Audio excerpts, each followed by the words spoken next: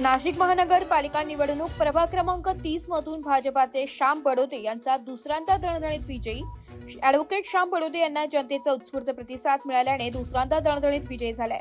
नाशिक इंद्रनगर येथे श्री प्रतिष्ठानच्या वतीने गणपती उत्सव, दुर्गादेवी, दहीहंडी असे विविध धार्मिक उत्सवामध्ये इंद्रनगरसह शहरातील नागरिकांचा चांगला प्रतिसाद असतो.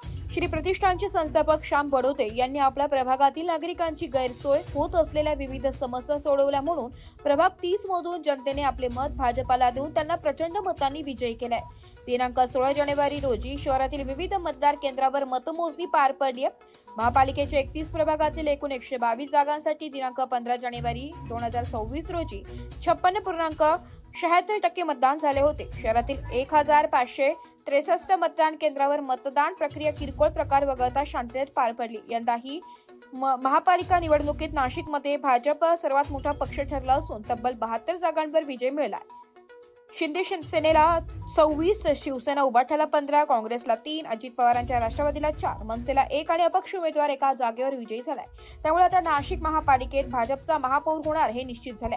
भारतीय जनता पक्षाचे प्रभाग 30 मधील विजयी उमेदवार यांना मिळालेला मत ॲडव्होकेट श्याम धर्मराज बडोदे यांना 12,225, सौ सुप्रिया सुनील खोडे यांना 13,672, डॉक्टर दिलीप सचिन कुलकर्णी यांना 9,548, ॲडव्होकेट अजिंक्य विजय साणे यांना 6,931 असे मत. प्रभाग क्रमांक 30 मधून भाजपाचा पूर्ण पॅनल 4 उमेदवारांना जनतेचा उत्स्फूर्त प्रतिसाद मिळाल्याने दणदणीत विजयी झालाय.